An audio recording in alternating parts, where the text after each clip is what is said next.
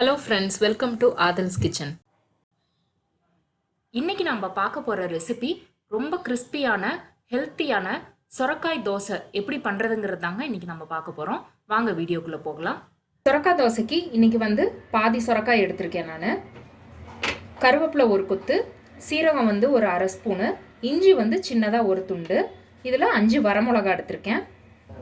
தோசைக்கு இன்றைக்கி ஒரு அரை கிலோ பச்சரிசி எடுத்துருக்குறேங்க. இதில் உளுந்தோ வேறு எதுவுமே நான் சேர்க்கல, வெறும் பச்சரிசி மட்டும்தான் எடுத்துருக்குறேன். அரை கிலோ பச்சரிசிக்கு பாதி சுரக்காய் சரியான அளவாக இருக்கும். நம்ம இதெல்லாத்தையும் இப்போ நம்ம அரைச்சி எடுத்துக்கலாம். தோசைக்கு தேவையான பொருள் எல்லாத்தையும் இப்போ நம்ம அரைச்சிக்கலாம் மிக்சி ஜாரில் போட்டு. இப்போ நம்ம எடுத்துருக்குற அந்த இஞ்சி, சீரகம், கருவேப்பிலை, 5 வரமிளகா, சுரக்காயை பார்த்திங்கன்னா இந்த மாதிரி தோல் சீவிட்டு பீஸ் போட்டு வச்சுருக்கிறேன். இதையும் இது கூட சேர்த்து நம்ம அரைச்சிக்கலாம். ஃபஸ்ட்டு இதை நம்ம அரைச்சி எடுத்துக்கலாங்க. இதை எடுத்ததுக்கு அப்புறமா அரிசியை தனியாக அரைச்சி எடுத்துட்டு அதுக்கப்புறமா ரெண்டுத்தையும் நம்ம மிக்ஸ் பண்ணிக்கலாம். இந்த மாதிரி நல்லா பேஸ்ட்டாக அரைச்சி எடுத்துக்குங்க. அடுத்து நம்ம அரைச்சி வச்சிருக்கிற அரிசி மாவையும் இது கூட சேர்த்து கலந்துக்கலாம். நல்லா கலந்து விட்டுக்குங்க.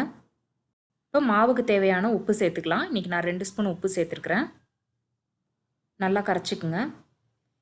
இந்த தோசை மாவு பார்த்திங்கன்னா நம்ம நார்மலாக ஊற்றுற தோசை மாவை விட கொஞ்சம் தண்ணியாக இருக்கணுங்க. அப்போ தான் நல்லா தோசை மொறுமொறுப்பாக வரும். அந்த மாதிரி கரைச்சி வச்சுக்கோங்க.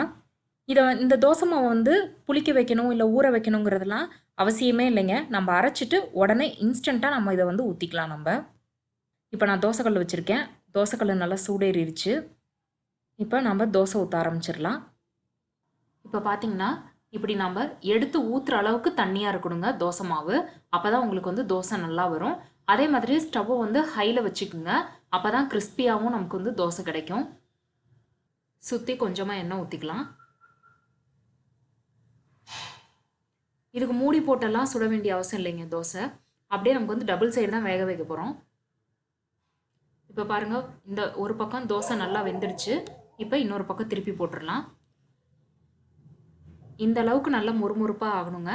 அதுக்கப்புறமா தான் நம்ம திருப்பி போடணும். இப்போது இன்னொரு பக்கமும் நல்லா வெந்துருச்சு. இப்போ நம்ம தோசையை எடுத்துடலாம். பாருங்கள் எவ்வளோ நல்லா ரோஸ்ட்டாக பேப்பர் மாதிரி வந்திருக்குது.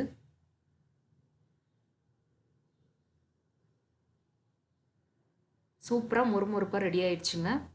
கிறிஸ்பியான சுரக்காய் தோசை ரெடி ஆயிடுச்சுங்க. இந்த தோசைக்கு சட்னி, கார சட்னி, சாம்பார் எல்லாமே சூப்பராக இருக்குங்க.